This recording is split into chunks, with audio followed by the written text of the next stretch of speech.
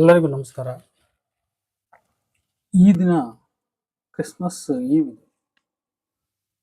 ಇವತ್ತು ನಾನು ಒಂದು ಹೊಸ ವಿಷಯವನ್ನು ನನ್ನ ಯೂಟ್ಯೂಬ್ ಚಾನಲ್ನಲ್ಲಿ ಚರ್ಚಿಸಲು ಕೈಗೆತ್ತಿಕೊಳ್ತಾ ಇದ್ದೇನೆ ಎಂದು ಹೇಳಲು ನನಗೆ ಸಂತೋಷವಾಗುತ್ತದೆ. ಈ ಚಾನಲ್ ಪ್ರಾರಂಭ ಮಾಡಿದ ಉದ್ದೇಶ ಸಾಹಿತ್ಯ, ಸಂಸ್ಕೃತಿ, ಧರ್ಮ ಇತ್ಯಾದಿ ವಿಷಯಗಳಿಗೆ ಮೀಸಲಾಗಿ ನಾನು ನನ್ನ ಚಿಂತನೆಗಳನ್ನು ಹಂಚಿಕೋಬೇಕು ಅಂತ.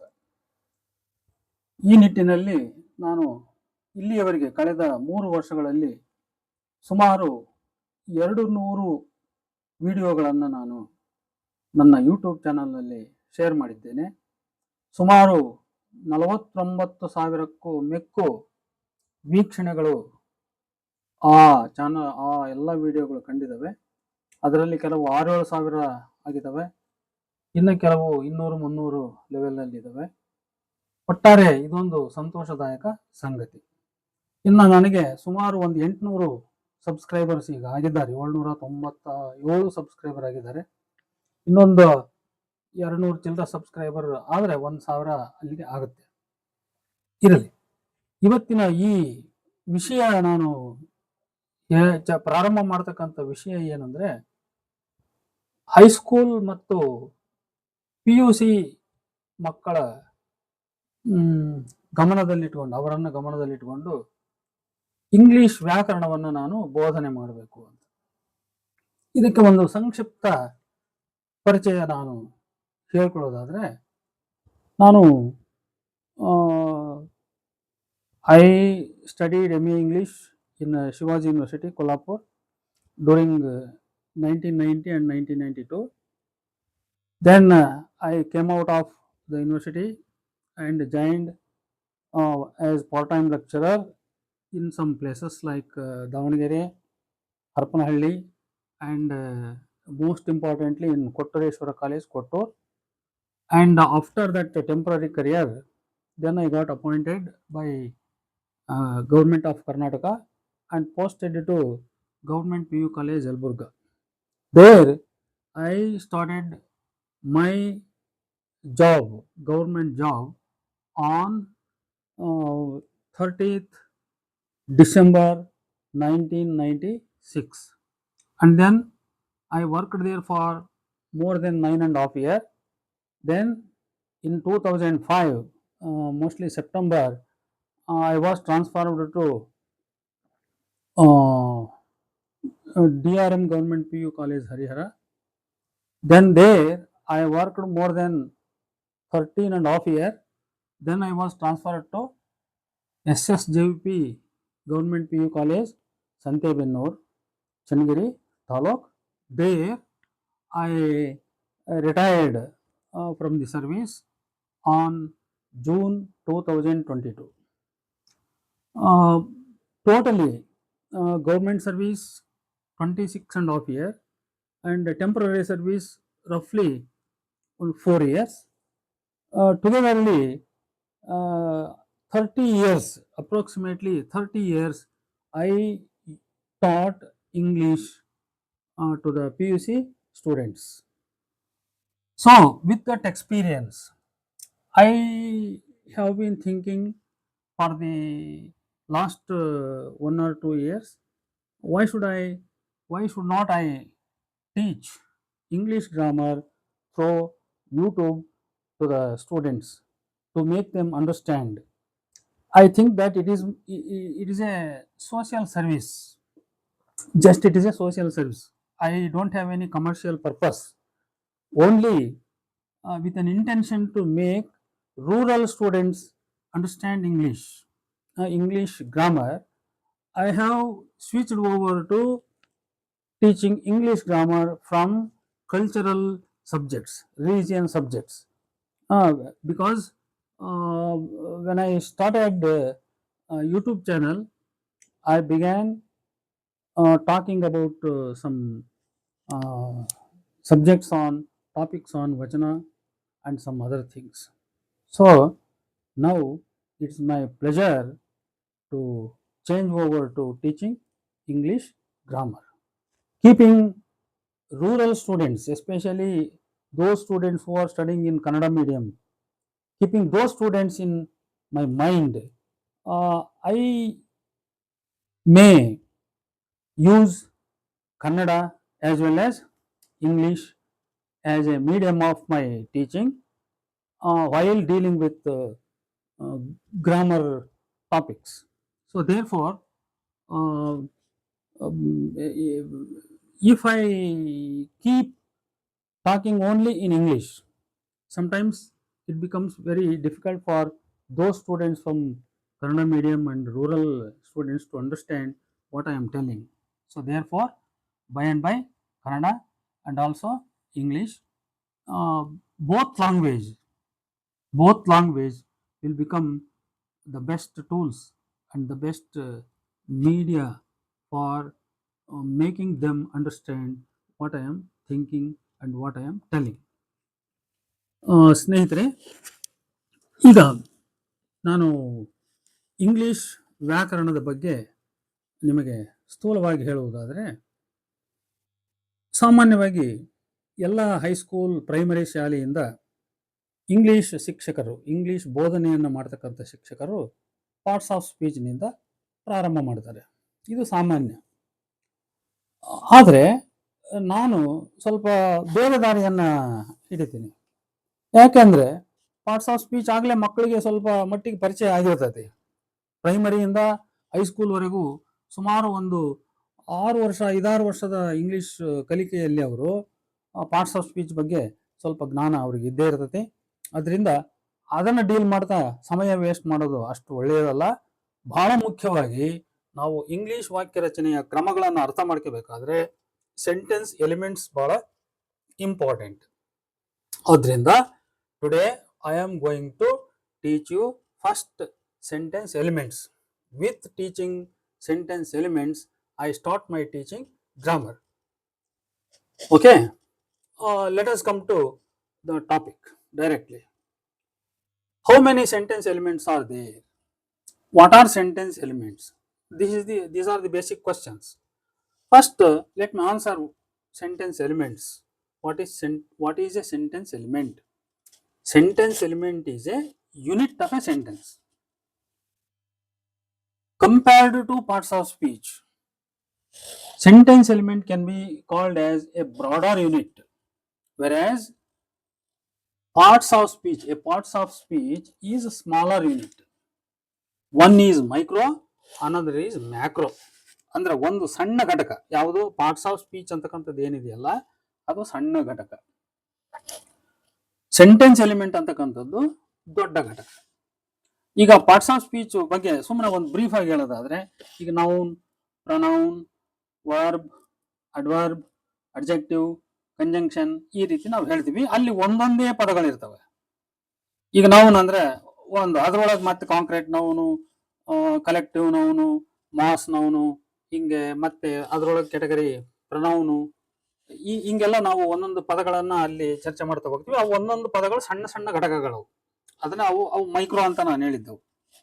Parts of speech are the micro units of a sentence. They are also meant for constituting or constructing a sentence or making a sentence. Parts of speech ಅನ್ನು ನಾವು ವಾಕ್ಯ ರಚನೆಗೇನೆ ಬಳಸ್ತೀವಿ ನಿಜ, ಆದರೆ ಅವು ಸಣ್ಣ ಯೂನಿಟ್, ಅವು ಚಿಕ್ಕ ಚಿಕ್ಕ ಘಟಕಗಳು, ಸ್ಮಾಲ್ ಬ್ರಿಕ್ಸ್ ಇದ್ದಂತೆ. ಆದರೆ ಸೆಂಟೆನ್ಸ್ ಎಲಿಮೆಂಟ್ ಅಂತಕ್ಕಂಥದ್ದು ಒಂದು ದೊಡ್ಡ ಯೂನಿಟ್. ಎಷ್ಟು ಇದನ್ನ ನಾವು ಒಳಗಡೆ ಹೋಗಿ ತಿಳಿತಾ ಹೋದಾಗ ನಮಗೆ ಅರ್ಥ ಆಗುತ್ತೆ ಅದು. ಈಗ how many parts of speech sentence elements are there ಅಂತ ಪ್ರಶ್ನೆ ಹಾಕೊಂಡ್ರೆ, in English there are popularly mainly 5 sentence elements. Which are those? 5 sentence elements ಇದಾವೆ ಮುಖ್ಯವಾಗಿ ಇಂಗ್ಲಿಷ್ನಲ್ಲಿ. ಅವು ಯಾವ್ಯಾವು? 1 ಸಬ್ಜೆಕ್ಟ್, ಕನ್ನಡದಲ್ಲಿ ಇದನ್ನು ನಾವು ಕರ್ತೃ ಅಂತ ಕರಿತೀವಿ. ಎರಡನೇದೇನು? ವರ್ಬ್, ಅದನ್ನು ನಾವು ಕ್ರಿಯಾಪದ ಅಂತ ಕರಿತೀವಿ. ಮೂರನೇದೇನು? ಆಬ್ಜೆಕ್ಟ್, ಇದನ್ನ ನಾವು ಕನ್ನಡದಲ್ಲಿ ಕರ್ಮಪದ ಅಂತ ಕರಿತೀವಿ. ನೋಡಿ, ಸಬ್ಜೆಕ್ಟ್ ಅಂದ್ರೆ ಕರ್ತೃಪದ, ವರ್ಬ್ ಅಂದ್ರೆ ಕ್ರಿಯಾಪದ, ಆಬ್ಜೆಕ್ಟ್ ಅಂದ್ರೆ ಕರ್ಮಪದ, ಇನ್ನ ಕಾಂಪ್ಲಿಮೆಂಟ್ ಅಂತ ಉಳಿತು. ಇದು ಒಂದು ಅಟ್ರಿಬ್ಯೂಟ್. ಇದನ್ನ ನಾನು ಕನ್ನಡದಲ್ಲಿ ಇದನ್ನ ಸರಿಯಾದ ಪದಗಳಿಂದ ನನಗೆ ಹೇಳಕ್ಕಾಗಲ್ಲ. ಅದರಿಂದ ಕಾಂಪ್ಲಿಮೆಂಟ್ ಅಂದ್ರೆ ಕರಿತೀನಿ. ಅದರ ಮುಂದೆ ನಾನು ನಿಮಗೆ ವಿವರಿಸ್ತಾ ಹೋಗ್ತೀನಿ. It is an attribute. Compliment is an attribute. ಅದು ಯಾವ್ದ್ರಿಂದ ರಚನೆ ಆಗ್ತದೆ, ಅದು ಏನು ಫಂಕ್ಷನ್ ಮಾಡ್ತದೆ ಎಲ್ಲ ಹೇಳ್ತೀನಿ ನಾನು. ಆಮೇಲೆ ಅಡ್ವರ್ಬಿಯಲ್ ನೋಡಿ, ಇದು ಅಡ್ವರ್ಬ್ ನಿಂದ ಡಿಫರೆಂಟ್ ಆಗಿರ್ತಕ್ಕಂಥದ್ದು ಅಡ್ವರ್ಬಿಯಲ್ ಅಂತ. Adverb is also an adverbial, but adverbial is not just confined to adverb only. There are so many words that have the role of adverbial. ಅದರಲ್ಲಿ ಬೇರೆ ಬೇರೆ ಪದಗಳೆಲ್ಲ ಇರ್ತಾವೆ, ಬರೀ ಅಡ್ವರ್ಬ್ ಒಂದೇ ಅಲ್ಲ, ಬೇರೆ ಬೇರೆ ಪದಗಳು ಅಡ್ವರ್ಬಿಯಲ್ ಆಗಿ ಕೆಲಸ ಮಾಡ್ತವೆ. ಅದನ್ನ ನಾನು ಮುಂದೆ ವಿವರಿಸ್ತಾ ಹೋಗ್ತೀನಿ. ನೋಡಿ, ಇಲ್ಲಿ ಹೀಗೆ 5 ಸೆಂಟೆನ್ಸ್ ಎಲಿಮೆಂಟ್ಸ್ಗಳು ಇದ್ದಾವೆ. There are 5 sentence elements in English. First ಇದನ್ನ ನಾವು ಅರ್ಥ ಮಾಡ್ಕೋಬೇಕು. ಯಾಕೆ ಅರ್ಥ ಮಾಡ್ಕೋಬೇಕು ಅಂದ್ರೆ, ಈಗ ಒಂದು ಮನೆ ಕಟ್ಟಲಿಕ್ಕೆ ಹೆಂಗೆ ನಮಗೆ ಇಟ್ಟಿಗೆಗಳು ಬೇಕು. ಫಸ್ಟ್ ನಾವು ಇಟ್ಟಿಗೆಗಳು ಮಾಡ್ಕೋಬೇಕು, ಬ್ರಿಕ್ಸ್ ಅನ್ನ ಮಾಡ್ಕೋಬೇಕು. Unless we are able to make bricks, we cannot build a wall ಅಲ್ವಾ. ಒಂದು ಗೋಡೆ ಕಟ್ಟಕ್ ಆಗಲ್ಲ, ಇಟ್ಟಿಗೆಗಳು ಬೇಕು ಮೊದಲು. ಅದೇ ರೀತಿ unless we are able to coin sentence elements,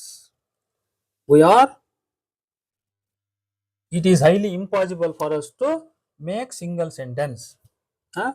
When we are in a position to make sentence elements completely with good sense, in a correct order, according to the rule of the structure of English language, then only we can make good sentence. ಅದರಿಂದ ಒಂದು ಪರಿಪೂರ್ಣವಾದ ಅರ್ಥಪೂರ್ಣವಾದ ವಾಕ್ಯವನ್ನು ರಚನೆ ಮಾಡಲಿಕ್ಕೆ ನಮಗೆ ಯಾವಾಗ ಯೋಗ್ಯತೆ ಬರ್ತದೆ ಅಂದ್ರೆ, ಸೆಂಟೆನ್ಸ್ ಎಲಿಮೆಂಟ್ಸ್ ಅನ್ನು ರಚನೆ ಮಾಡೋದನ್ನ ನಾವು ಕಲಿಬೇಕು. ಆವಾಗ ನಮಗೆ ವಾಕ್ಯ ಮಾಡುವ ಒಂದು ಶಕ್ತಿ ನಮಗೆ ಬರ್ತದೆ. ಆದ್ರಿಂದ ನಾವು ಸೆಂಟೆನ್ಸ್ ಎಲಿಮೆಂಟ್ಸ್ ಬಗ್ಗೆ ಒಂದು ಸರಿಯಾದ ಜ್ಞಾನವನ್ನು ತಿಳಿತಾ ಹೋಗ್ಬೇಕು. ಈಗ ನಾನು ಹೇಳಿದೆ 5 ಸೆಂಟೆನ್ಸ್ ಎಲಿಮೆಂಟ್ಸ್ ಅಂತ. ಇದರಲ್ಲಿ ನಾನು ಯಾವುದಕ್ಕೆ ಇಂಪಾರ್ಟೆನ್ಸ್ ಕೊಡ್ತೀನಿ ಅಂದ್ರೆ, ಸಬ್ಜೆಕ್ಟ್ ಮತ್ತು ವರ್ಬ್ ಇವೆರಡಕ್ಕೆ ಇಂಪಾರ್ಟೆನ್ಸ್ ಕೊಡ್ತೀನಿ. ಇನ್ನು ಉಳಿದವನ್ನ ಬ್ರೀಫ್ ಆಗಿ ನಾನು ಹೇಳ್ಬಿಡ್ತೀನಿ. ಈ ಉದಾಹರಣೆ ನೋಡ್ರಿ, ಸಬ್ಜೆಕ್ಟು ಸ್ವಲ್ಪ ವಿವರವಾಗಿ ನಾನು ಚರ್ಚೆ ಮಾಡ್ತೀನಿ. ಆಮೇಲೆ ವರ್ಬ್ ಅನ್ನ ಡೀಟೇಲ್ ಆಗಿ ಹೋಗ್ಬೇಕು, ಅದನ್ನ ಮೊದಲಿಗೆ ಕೈ ಬಿಟ್ಬಿಟ್ಟು ಏನ್ ಹೇಳ್ತಾ ಹೋಗ್ತೀನಿ, ಕಾಂಪ್ಲಿಮೆಂಟ್ ಅಂದ್ರೆ ಏನು, ಆಮೇಲೆ ಆಬ್ಜೆಕ್ಟ್ ಅಂದ್ರೆ ಏನು, ಅಡ್ವರ್ಬಿಯಲ್ ಅಂದ್ರೆ ಏನು ಅನ್ನೋದನ್ನ ಸಿಂಪಲ್ ಆಗಿ ಬ್ರೀಫ್ ಮಾಡಿ ಮುಂದೆ ನಾನು ಹೋಗ್ತೀನಿ. ಇದೆಲ್ಲ ಯಾವುದಕ್ಕೆ ಬ್ಯಾಕ್ ಗ್ರೌಂಡ್ ಅಂತ ನೀವು ಅರ್ಥ ಮಾಡ್ಕೋಬಹುದು. ಯಾಕೆ, why should we understand sentence elements, why should we understand sentence patterns ಅಂತ ನೀವು ಪ್ರಶ್ನೆ ಕೇಳ್ಬೋದು. ಇದರ ಅರ್ಥ ಇಷ್ಟೇ, ಹೈಸ್ಕೂಲ್ ಮತ್ತು PUC ಮಕ್ಕಳಿಗೆ ಬಹಳ ಮುಖ್ಯವಾಗಿ ಅವರು ಕಲಿಬೇಕಾಗಿರತಕ್ಕಂಥದ್ದು ಟೆನ್ಸಸ್ ಮತ್ತು ಆಕ್ಟಿವ್ ವೈಸ್, ಪ್ಯಾಸಿವ್ ವೈಸ್ ಮತ್ತು ಡೈರೆಕ್ಟ್ ಇಂಡೈರೆಕ್ಟ್ ಸ್ಪೀಚ್. ಈ ಟೆನ್ಸಸ್ಸು, active, passive, direct indirect speech, ಈ ವಿಷಯ ನಮಗೆ ಸರಿಯಾಗಿ ಅರ್ಥ ಆಗಬೇಕಾದ್ರೆ ಮೊದಲಿಗೆ ನಮಗೆ ಇದರ ಜ್ಞಾನ, ಸೆಂಟೆನ್ಸ್ ಎಲಿಮೆಂಟ್ಸ್ಗಳ ಜ್ಞಾನ ನಮಗೆ ಸರಿಯಾಗಿರಬೇಕು. ಅದನ್ನು ನಾವು ತಿಳ್ಕೊಳ್ಳದೇ ಇದ್ರೆ ನಾವು ಒಂಥರ we are in dark, we are not aware of what we are doing, ಅಥವಾ we cannot understand what the sentence is. ಅದರಲ್ಲಿ ಘಟಕಗಳು, ಎಷ್ಟು ಘಟಕಗಳಿದಾವೆ, how many units are there in the sentence, ಅದರಲ್ಲಿ ಯಾವ ಪಾರ್ಟ್ ಏನು ಫಂಕ್ಷನ್ ಮಾಡ್ತೈತಿ, ಅದರ ಮೀನಿಂಗ್ ಏನು, ಇದನ್ನೆಲ್ಲ ನಾವು ಅರ್ಥ ಮಾಡ್ಕೊಳಕ್ಕಾಗಲ್ಲ. ಈ ಕಾರಣಕ್ಕಾಗಿ ನಾವು ಸೆಂಟೆನ್ಸ್ ಎಲಿಮೆಂಟ್ಸ್ ಬಗ್ಗೆ ಸರಿಯಾದ ರೀತಿ ಅರ್ಥ ಮಾಡ್ಕೋಬೇಕು. ಈಗ let me start with subject. ಈಗ ಸಬ್ಜೆಕ್ಟ್ ಅಂದ್ರೆ, ಈಗ ನೋಡಿ, ಕರ್ತೃಪದ ಅಂತ ಹೇಳಿದೆ. ಇದು ಮೊದಲಿಗೆ ನಾವು ಸಬ್ಜೆಕ್ಟ್ ಒಂದು ವಾಕ್ಯ ನಾವು ಪ್ರಾರಂಭ ಮಾಡಬೇಕಾದ್ರೆ, ಅಂದ್ರೆ if I want to tell something or if I want to write something, the very first thing that I must do is to write down subject. ಮೊದಲು ಸಬ್ಜೆಕ್ಟ್ ಪದ ಹೇಳ್ದೇನೆ ನಾನು ಯಾವ ಮಾತನ್ನು, ಯಾವ ವಾಕ್ಯವನ್ನು ನನಗೆ ಹೇಳಕ್ ಬರೋದಿಲ್ಲ. ಆದ್ರಿಂದ ಮೊದಲು ಕರ್ತೃಪದವನ್ನು ನಾನು ಬರೆಯೋದನ್ನ ಕಲಿಬೇಕು. ಕರ್ತೃಪದ ಅಂದ್ರೆ ಅದರ ಸ್ವರೂಪ ಎಷ್ಟು, ಅದು ಏನೇನು ಅದರೊಳಗೆ ಇವೆ, ಇದನ್ನ ನಾನು ಅರ್ಥ ಮಾಡ್ಕೋಬೇಕು. ಈಗ ನೋಡಿ, ಸೆಂಟೆನ್ಸು ಸ್ಟ್ರಕ್ಚರ್ಗೆ ಹೋಗೋಣ. ಈಗ ಸಬ್ಜೆಕ್ಟ್ ರಚನೆಯಲ್ಲಿ ಅಂದ್ರೆ ಸ್ಟ್ರಕ್ಚರ್ ಆಫ್ ದಿ ಸಬ್ಜೆಕ್ಟ್ ಅಂತ ಹೇಳ್ತಾ ಇದ್ದೀನಿ ನಾನು. ಇದನ್ನು ಸ್ವಲ್ಪ ಸರಿಯಾಗಿ ಅರ್ಥ ಮಾಡ್ಕೊಳ್ಳಿ. ಸ್ಟ್ರಕ್ಚರ್ ಆಫ್ ದಿ ಸಬ್ಜೆಕ್ಟ್ ಅಂದ್ರೆ ಕರ್ತೃಪದದ ರಚನೆ ಅಂತ ಹೇಳ್ತಾ ಇರೋದು ನಾನು. ಈ ಕರ್ತೃಪದದ ರಚನೆಯಲ್ಲಿ ಎರಡು ಪ್ರಕಾರಗಳನ್ನು ನಾವು ಕಾಣಬಹುದು ಇಂಪಾರ್ಟೆಂಟ್ ಆಗಿ. ಒಂದು ಸಿಂಪಲ್ ಸ್ಟ್ರಕ್ಚರ್ ಅಂದ್ರೆ ಸರಳವಾದ ಸ್ವರೂಪದ ಒಂದು ಸಬ್ಜೆಕ್ಟ್, ಅದು ಅದರ ರಚನೆ ಮಾಡ್ಲಿಕ್ಕೆ ನಮಗೆ ಕಷ್ಟ ಆಗಲ್ಲ, ಆ ತರದ ಒಂದು ಸಬ್ಜೆಕ್ಟ್. ಇದು ಯಾವುದರಿಂದ ಇರ್ತೈತಿ ಅಂತ ನೀವು ಹೇಳಿದ್ರೆ, a simple structure of a subject can be made with either of the noun or noun phrase or pronoun. ನೋಡಿ, ನೌನ್ ಫ್ರೇಸು, ಪ್ರಾನೌನ್, ಈ ಮೂರರಿಂದ ನಾವು ಒಂದು ಸಬ್ಜೆಕ್ಟ್ ಅನ್ನ, ಸಿಂಪಲ್ ಸಬ್ಜೆಕ್ಟ್ ಅನ್ನು, simple structure of the subject ಅನ್ನ ನಾವು ರಚಿಸಬಹುದು. ಆ ಉದಾಹರಣೆ ನೋಡಿ ನೀವು. Geeta is a good singer. She is good at study. Some girls are singing well. They are farmers. Neither is interested in reading poems. ನೋಡಿ, ಈ ವಾಕ್ಯಗಳು ಸುಮ್ಮನೆ ನೀವು ಗಮನಿಸಿ. ನೀವು ಗೀತಾ ನೌನ್, ಇದು ಎಂತ noun? Proper noun. Proper noun ಯಾಕೆ ಪ್ರಾಪರ್ ನೌನ್ ಅಂದ್ರೆ ಇದು ಒಬ್ಬ ವ್ಯಕ್ತಿಯ ಹೆಸರು. It is a name of a girl or it is a name of a lady ಅಲ್ವಾ, ಒಬ್ಬ ಹೆಣ್ಣು ಮಗಳ ಹೆಸರು. ಹಾಗಾಗಿ ಇದು proper noun. Geeta is a good singer ಅಂತ ಹೇಳಿದೆ ನಾನು. ಗೀತಾ ಒಬ್ಬ ಒಳ್ಳೆಯ ಗಾಯಕಿ ಅಲ್ವಾ. Geeta is a good singer. ಇಲ್ಲಿ ಗೀತಾ ಅನ್ನೋದು ನೌನ್ ಆಗಿ ವಾಕ್ಯದಲ್ಲಿ ಏನಾಗಿ ಕೆಲಸ ಮಾಡ್ತಾ ಇದೆ? ಸಬ್ಜೆಕ್ಟ್ ಆಗಿ ಕೆಲಸ ಮಾಡ್ತಾ ಇದೆ. ಸಬ್ಜೆಕ್ಟ್ ಅಂದ್ರೆ ಕರ್ತೃ ಅಂತ ಹೇಳಿದೆ. ಯಾವುದಕ್ಕೆ ಕರ್ತೃ? ಯಾವುದಕ್ಕೆ ಕರ್ತೃ? ಕ್ರಿಯೆಗೆ ಕರ್ತೃ. ಅದು ಡೋಯರ್ ಆಫ್ ಆಕ್ಷನ್ ಅಂತ. Which word denotes to doer of action. Which word indicates doer of action, that is called subject. ಕ್ರಿಯೆಗೆ ಕರ್ತೃವಾಗಿರ್ತಕ್ಕಂಥ ಒಬ್ಬ ವ್ಯಕ್ತಿಯನ್ನ, ವಸ್ತುವನ್ನ, ಅಥವಾ ಮತ್ತೆ ಯಾವುದೋ ವಿದ್ಯಮಾನವನ್ನ, ಅದೇನೋ ಬರೀ ವ್ಯಕ್ತಿನೇ ಆಗಿರ್ಬೇಕಂತ ಏನಿಲ್ಲ, ಯಾವುದೋ ವಿದ್ಯಮಾನವನ್ನ ಸೂಚಿಸ್ತಕ್ಕಂಥ ಒಂದು ಪದ ಏನಿರ್ತದೆ ಅದೇ ಸಬ್ಜೆಕ್ಟ್, ಕರ್ತೃಪದ. ಅದು ಸಾಮಾನ್ಯವಾಗಿ ನಾವು ವಾಕ್ಯದ ಮೊದಲ ಫಸ್ಟ್ ಪ್ಲೇಸ್ ಅಲ್ಲಿ ಬರಿತೀವಿ ನಾವು. ನೋಡಿ, ಗೀತಾ ಇದು ನೌನ್, ಇದು Geeta is a good singer ಆಯ್ತು. ಈ ಮುಂದೆ she is good at study also. ನೋಡಿ, ಆಕೆ ಬರೀ ಸಿಂಗರ್ ಅಷ್ಟೇ ಅಲ್ಲ, ಓದಿನಲ್ಲೂ ಕೂಡ ಚೆನ್ನಾಗಿದ್ದಾಳೆ ಅಂತ. ಇಲ್ಲಿ ಶಿ ಅಂತ ಬಳಸಿದ್ನಲ್ಲ, this is pronoun.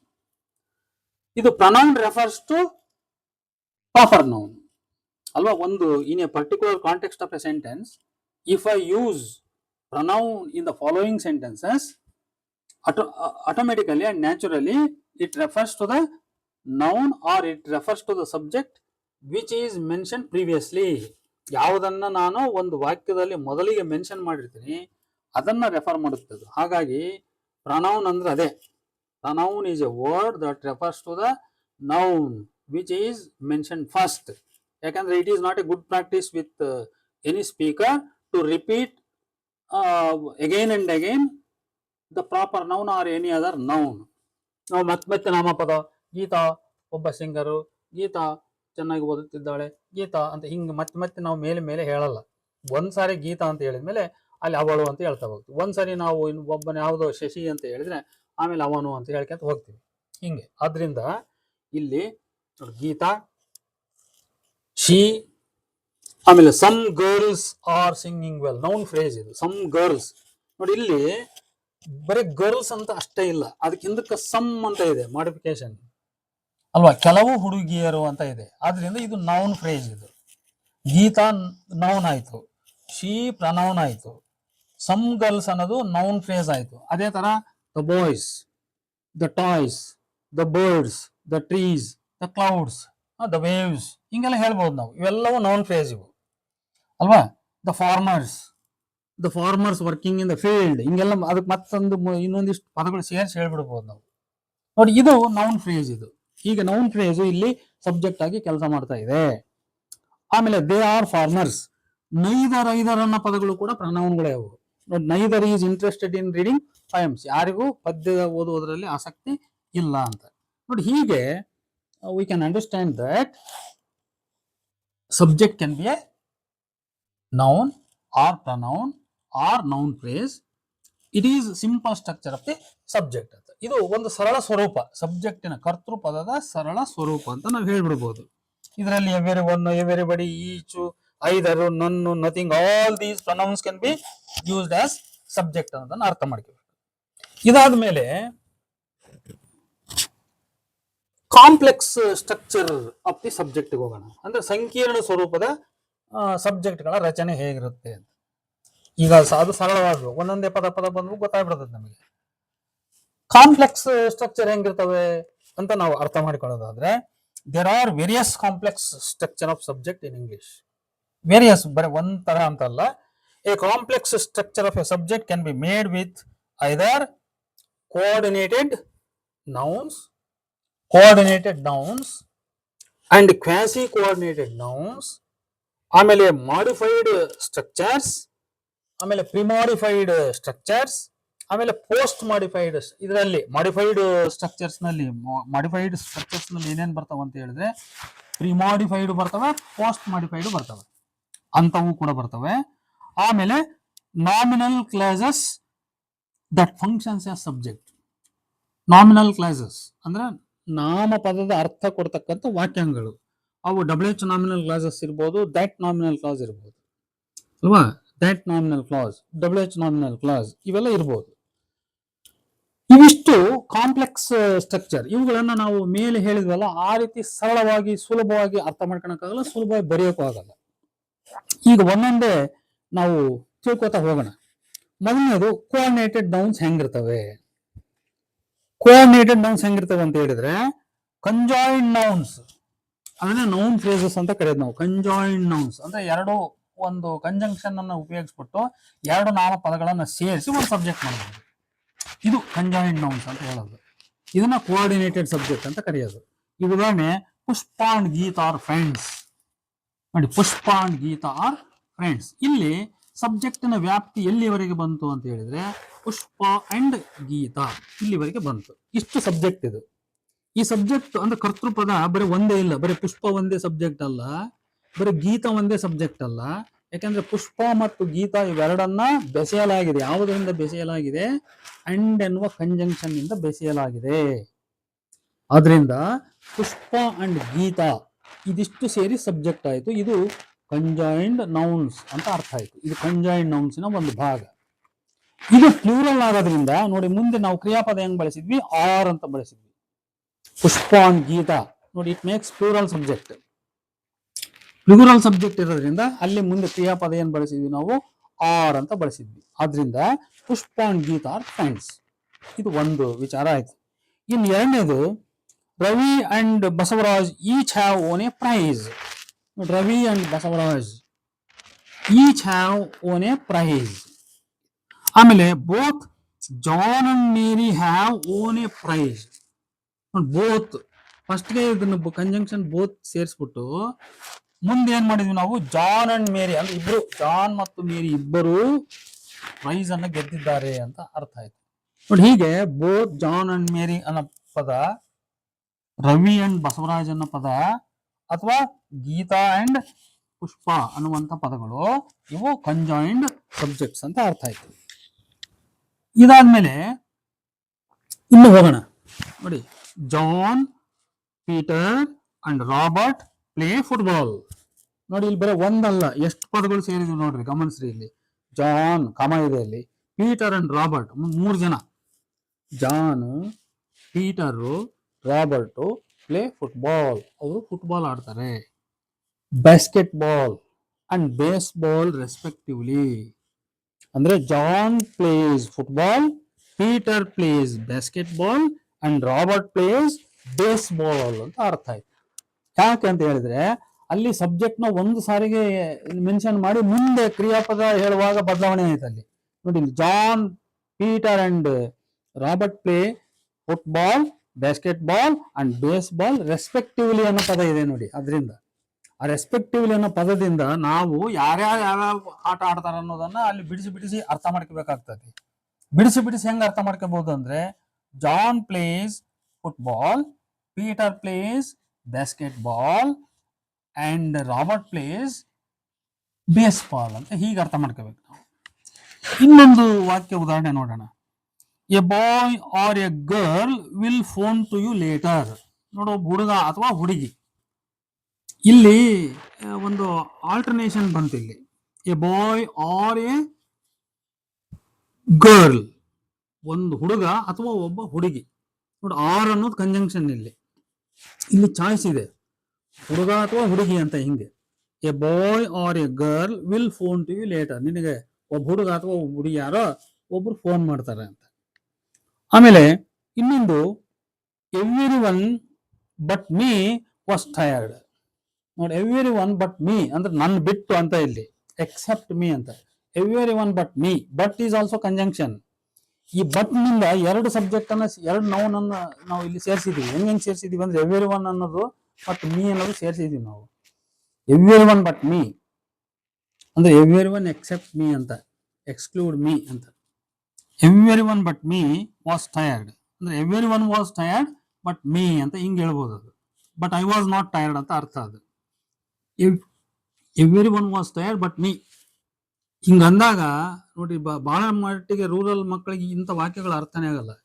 Every one was tired but me ಅಂದ್ರೆ but I was not tired ಅಂತ ಅರ್ಥ. ಅದು ಆಮೇಲೆ ಆಲ್ ದ ಸ್ಟೂಡೆಂಟ್ಸ್ ಎಕ್ಸೆಪ್ಟ್ ಅಥವಾ but John passed the test.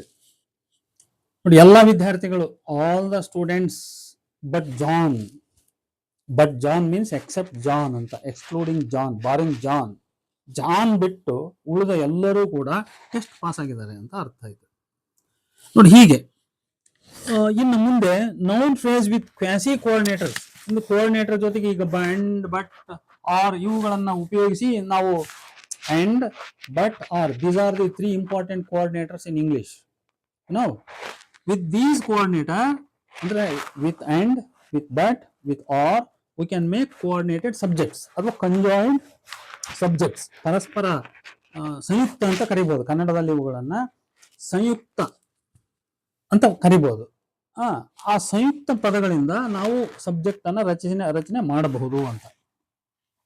ಇದಾದ ಮೇಲೆ ಕ್ವಾಸಿ ಕೋಆರ್ಡಿನೇಟರ್ಸ್ ಅನ್ನೋದು ಕೂಡ ಇಂಗ್ಲಿಷ್ ಒಳಗಿದೆ. ಆ ಕ್ವಾಸಿ ಕೋಆರ್ಡಿನೇಟರ್ಸ್ ಯಾವ ಅನ್ನೋದು ನಾವು ಅಲ್ಲಿ ಉದಾಹರಣೆಗಳ ಮುಖಾಂತರ ನೋಡ್ಕೊಂತ ಹೋಗೋಣ. John as well as his brother. ನೋಡಿ, as well as is quasi coordinator, as much as is quasi coordinator. ಆಯ್ತಾ? ಆಮೇಲೆ ಐದರ್ ಆರ್ ಅಂತ ಬರ್ತಾವಲ್ಲ, ಅವು ಕೂಡ ಕ್ವಾಸಿ ಕೋಆರ್ಡಿನೇಟರ್. ಇವುಗಳನ್ನು ಉಪಯೋಗಿಸಿ ನಾವು ಕಂಜಾಯಿಂಟ್ ಸಬ್ಜೆಕ್ಟ್ ಅನ್ನ ನಾವು ಮಾಡಬಹುದು, ರಚಿಸಬಹುದು. ನೋಡಿ, ಯಾವ ರೀತಿ ಅಂತ ಹೇಳಿದ್ರೆ, John as well as his brother is interested in games. ಅರ್ಥ ಏನು? ವಾಕ್ಯದ ಅರ್ಥ ಏನು?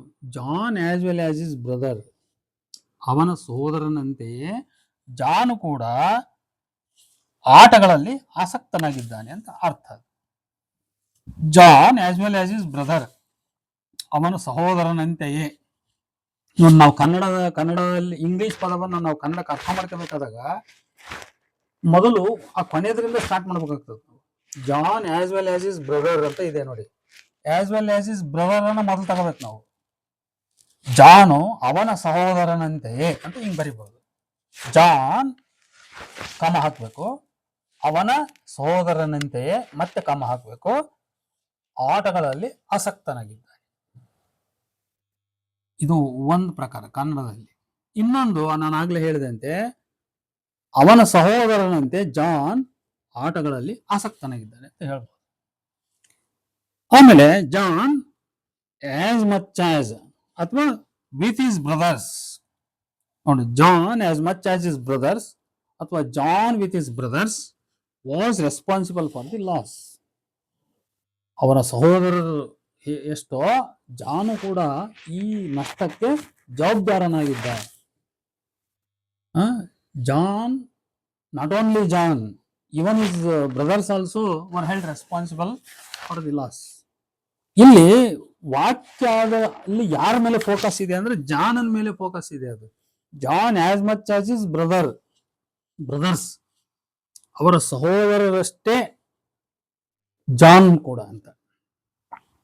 As much as his brothers ಅಂದಾಗ ಅವರ ಸಹೋದರರಷ್ಟೇ ಅಂತ ಅರ್ಥ ಆಗ್ತದೆ ಕನ್ನಡದಲ್ಲಿ. ಅದು ಜಾನ್ ವಿತ್ ಹಿಸ್ ಬ್ರದರ್ಸ್ ಅಂದ್ರೆ ಅವನ ಸಹೋದರರೊಂದಿಗೆ ಜಾನು ಕೂಡ ಈ ನಷ್ಟಕ್ಕೆ ಹೊಣೆಗಾರನಾಗಿದ್ದಾನೆ ಅಂತ ಅರ್ಥ ಆಗ್ತದೆ. ನೋಡಿ, either my brother or my sons will attend your marriage function. ನೋಡಿ, ಐದರ್ ಆರ್ ಉಪಯೋಗಿಸಿದ್ವಿ ನಾವು.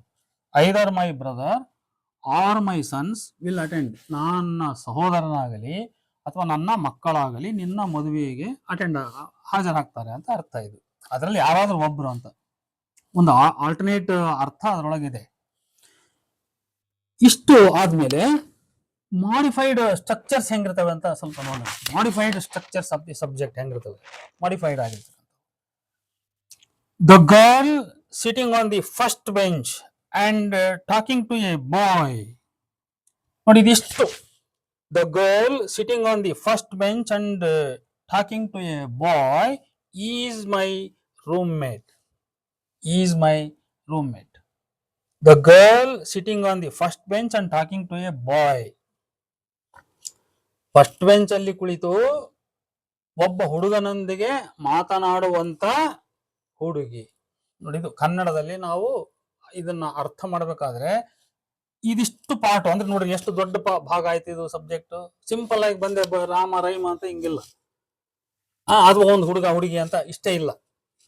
ಇಲ್ಲಿ ಮಾಡಿಫಿಕೇಶನ್ ಸೇರ್ತು. ಯಾಕೆ ಮಾಡಿಫಿಕೇಶನ್ ಅಂದ್ರೆ ಏನು? ಒಂದು ಕರ್ತೃ ಪದಕ್ಕೆ ನಾವು ಇನ್ನೂ ಏನೇನಾದ್ರೂ ಅದಕ್ಕೆ ಸಂಬಂಧಪಟ್ಟ ಅರ್ಥಗಳನ್ನು ಸೇರಿಸ್ಬೇಕಾದಾಗ ಅದನ್ನೆಲ್ಲ ಇಲ್ಲಿ ಬರಿತಿದೀವಿ ಅದಕ್ಕೆ ಸಂಬಂಧಪಟ್ಟು. ಈಗ ಬಸ್ಸಿನಲ್ಲಿ ಕುಳಿತ ಪ್ರಯಾಣಿಕರು ಅಥವಾ ಬಸ್ಸಿನಲ್ಲಿ ಪ್ರಯಾಣಿಸುವ ಪ್ರಯಾಣಿಕರು ಅಂತ ಹೇಳ್ಬೋದು. ಮೊದಲ ಸಾಲಿನಲ್ಲಿ ಕುಳಿತ ವಿದ್ಯಾರ್ಥಿಗಳು ಅಂತ ಹೇಳ್ಬೋದು. ಬೋಟ್ನಲ್ಲಿ ಕುಳಿತಂತ ಮಕ್ಕಳು ಅಂತ ಹೇಳ್ಬೋದು. ಅಥವಾ ಬಾವಿಯಲ್ಲಿ ಈಜಾಡುವ ವ್ಯಕ್ತಿಗಳು ಅಂತ ಹೇಳ್ಬೋದು. ನೋಡಿ, ಇದು ಮಾಡಿಫಿಕೇಶನ್ ಅಂದ್ರೆ ಇಲ್ಲಿ ಬಾವಿಯಲ್ಲಿ ಈಜಾಡುವ ವ್ಯಕ್ತಿಗಳು. ಇಲ್ಲಿ ಮೇನ್ ಸಬ್ಜೆಕ್ಟ್ ವರ್ಡ್ ವ್ಯಕ್ತಿಗಳು, ಕರೆಕ್ಟ್. ಆದ್ರೆ ಆ ವ್ಯಕ್ತಿಗಳಿಗೆ ನಾನು ಇನ್ನೂ ಏನೋ ಸೇರಿಸಿ ಹೇಳಬೇಕಾಗಿದೆ. ಏನೇನು ಸೇರಿಸಿ ಹೇಳ್ಬೇಕಾಗಿದೆ? ಅವರು ಬಾವಿಯಲ್ಲಿ ಈಜಾಡುವವರು ಅಂತ ಹೇಳ್ಬೇಕಾಗಿದೆ, ಅಥವಾ ಬಸ್ಸಿನಲ್ಲಿ ಪ್ರಯಾಣಿಸುವವರು ಅಂತ ಹೇಳ್ಬೇಕಾಗಿದೆ, ಸಂತೆಯಲ್ಲಿ ಮಾರಾಟ ಮಾಡುವವರು ಅಂತ ಹೇಳ್ಬೇಕಾಗಿದೆ. ಹಿಂಗೆ ನಾನು ಏನೇನೋ ಇನ್ನೂ ಅದಕ್ಕೆ ಅವ್ರಿಗೆ ಸಂಬಂಧಪಟ್ಟ ಅರ್ಥಗಳನ್ನ ಸೇರಿಸಿ ಹೇಳ್ಬೇಕಾಗಿರ್ತದಲ್ಲ, ಅದನ್ನ ಮಾಡಿಫಿಕೇಶನ್ ಅಂತ ಕರಿತೀವಿ ಇಂಗ್ಲಿಷ್ ನಲ್ಲಿ. ನೋಡಿ, ಇಲ್ಲಿ ಮಾಡಿಫೈಡ್ ಸಬ್ಜೆಕ್ಟ್ಸ್ ಹೆಂಗ್ ಬಂದಿದಾವ ಅಂತ ಹೇಳಿದ್ರೆ, ದ ಗರ್ಲ್ ಮೊದ್ಲು ಮೇನ್ ವರ್ಡ್ ಮೊದ್ಲು ಬಂದ್ಬಿಡ್ತು ಇಂಗ್ಲಿಷ್ ಅಲ್ಲಿ.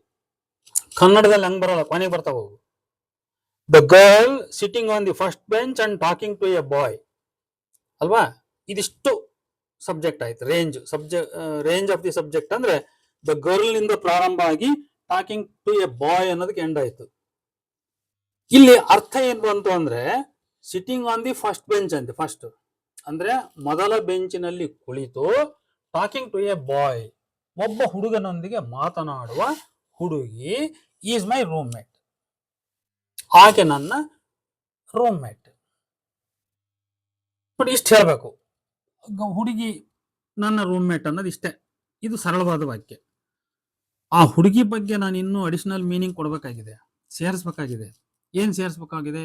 ಮೊದಲ ಬೆಂಚಿನಲ್ಲಿ ಕುಳಿತು ಹುಡುಗನೊಂದಿಗೆ ಮಾತಾಡುವವಳು ಅಂತ ಸೇರಿಸ್ಬೇಕಾಗಿದೆ. ಅದನ್ನ ಈ ರೀತಿ ಮುಂದೆ ಸೇರಿಸ್ಬಿಡ್ಬೋದು. ಗರ್ಲ್ ಅಂತ ಮೊದಲಿಗೆ ಬರೆದ್ಬಿಟ್ಟು sitting on the first bench and talking to a boy is my roommate ಅಂತ ಹೇಳ್ಬೋದು. ನೋಡಿ, ಇದನ್ನ ಪೋಸ್ಟ್ ಮಾಡಿಫಿಕೇಶನ್ ಅಂತ ಕರಿತೀವಿ ನಾವು. ಪೋಸ್ಟ್ ಮಾಡಿಫೈಡ್ ಸ್ಟ್ರಕ್ಚರ್ ಅಂತ ಕರಿತೀವಿ. ಯಾಕೆ ಪೋಸ್ಟ್ ಅಂತ ಯಾಕೆ ಕರಿತೀವಿ ಅಂದ್ರೆ ಗರ್ಲ್ ಅನ್ನೋದು ಮೊದಲಿಗೆ ಬಂತು, ಅದಕ್ಕೆ ಬೇಕಾದಂತ ಮಾಡಿಫಿಕೇಶನ್ ಏನಿದೆಯಲ್ಲ ಅದ ನಂತರ ಬಂತು. ಅಂದ್ರೆ sitting on the first bench and talking to a boy ಅಂತಕ್ಕಂಥದ್ದು ಏನಿದೆಯಲ್ಲ ಅದು ಆನಂತರ ಬಂತು. ಆದ್ರಿಂದ this is called post modification. ಇನ್ನೊಂದು ಬೇರೆ ನೋಡೋಣ. ಪ್ರಿ ಮಾಡಿಫಿಕೇಶನ್ ಒಂದು ಎಕ್ಸಾಂಪಲ್ ನೋಡೋಣ. Her attractive eyes draw everybody's attention toward her. ನೋಡಿ, ಹರ್ ಅಟ್ರಾಕ್ಟಿವ್ ಐಸ್. ನೋಡಿ, ಇಲ್ಲಿ ಸಬ್ಜೆಕ್ಟ್ ವರ್ಡ್ ಯಾವುದು? ಐಸ್, ಕಣ್ಣುಗಳು. ಎಂತ ಕಣ್ಣುಗಳು? ಅವಳ ಆಕರ್ಷಕವಾದ ಕಣ್ಣುಗಳು ಅಂತ.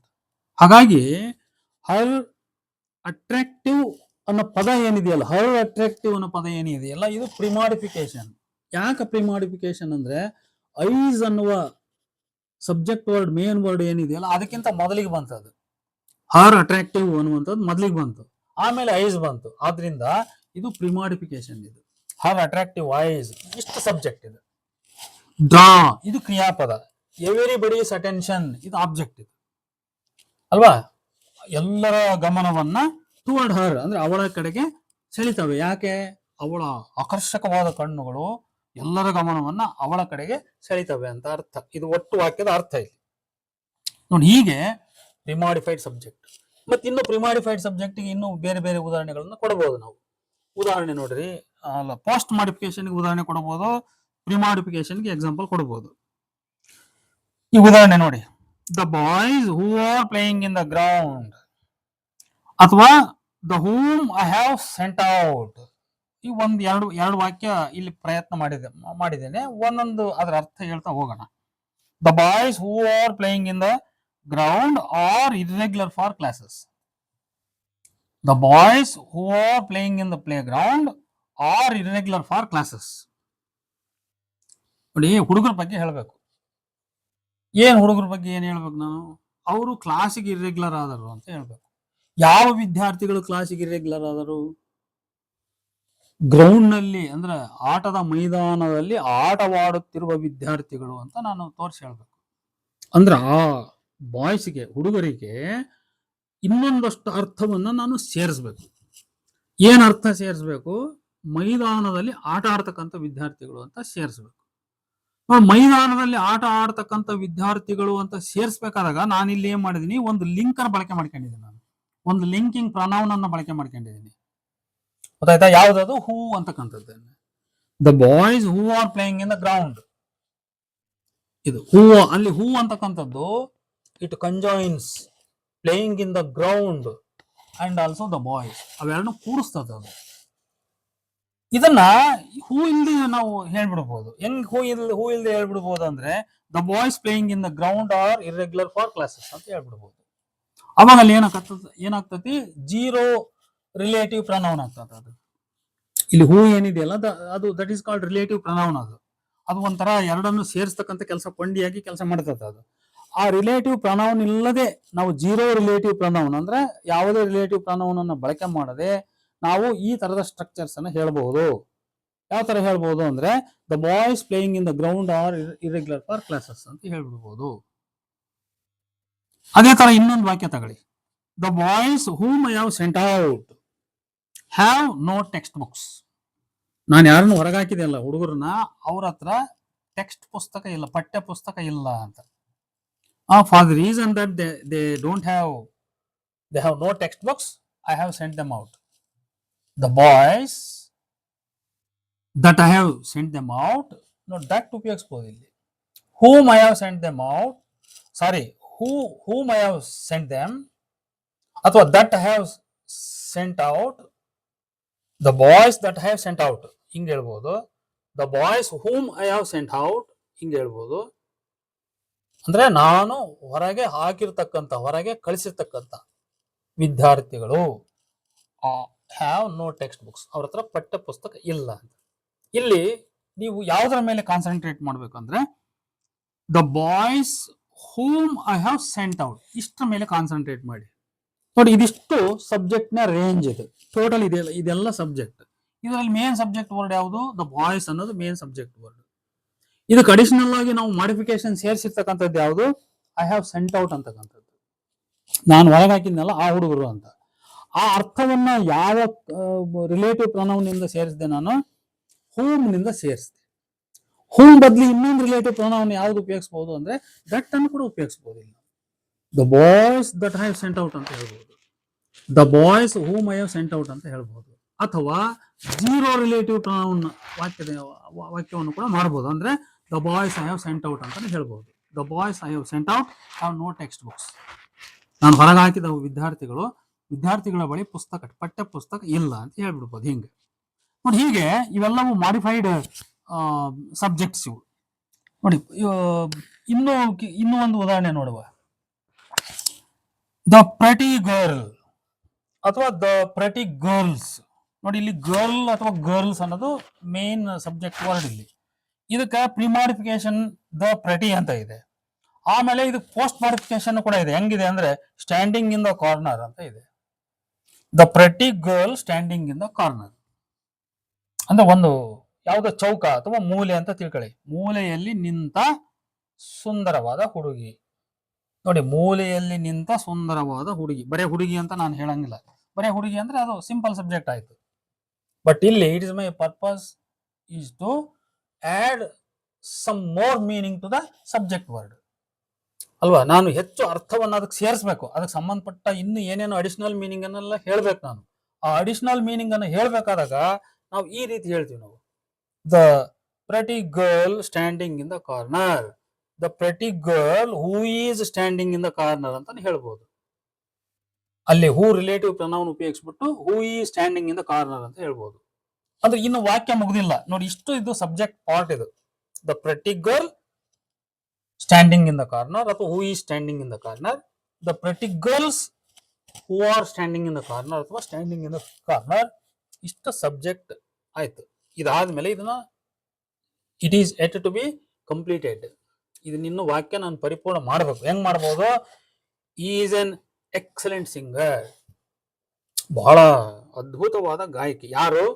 ಆ ಮೂಲೆಯಲ್ಲಿ ನಿಂತ ಹುಡುಗಿ, ಸುಂದರವಾದ ಹುಡುಗಿ, ಬಹಳ ಅದ್ಭುತವಾದ ಗಾಯಕಿ. The pretty girl standing in the corner is N excellent singer. The pretty girls standing in the corner R excellent singers, R excellent singers, R excellent dancers ಅಲ್ವಾ. ನೋಡಿ, ಈ ರೀತಿ ನಾವು ಕಂಪ್ಲೀಟ್ ವಾಕ್ಯವನ್ನು ಮಾಡ್ಬೇಕಾಗ್ತದೆ. ಇಲ್ಲಿ ಸಬ್ಜೆಕ್ಟ್ ನ ರೇಂಜ್ ಎಲ್ಲಿಂದ ಎಲ್ಲಿವರೆಗೂ ಬಂತು ಅಂದ್ರೆ ದ ಪ್ರೆಟಿ ಗರ್ಲ್ ನಿಂದ ಸ್ಟಾರ್ಟ್ ಆಗಿ ಕಾರ್ನರ್ ಗೆ ಮುಗೀತು. The pretty girl standing in the corner. ನೋಡಿ, standing in the corner is post modification ಅಲ್ವಾ. ಅದಕ್ಕೆ ಪ್ರತಿ ಅಂತಕ್ಕಂಥ ಮಾಡಿಫೈಯರ್ ಕೂಡ, ಇನ್ನೂ ಒಂದು ಪ್ರೀ ಮಾಡಿಫೈಯರ್ ಕೂಡ ಇದೆ. ಅದು ಎರಡರ ಮಧ್ಯಕ್ಕೆ ಮೇನ್ ವರ್ಡ್ ಇದೆ ಇಲ್ಲಿ. ಈಗ ಇನ್ನೂ ಒಂದು ನೋಡೋಣ.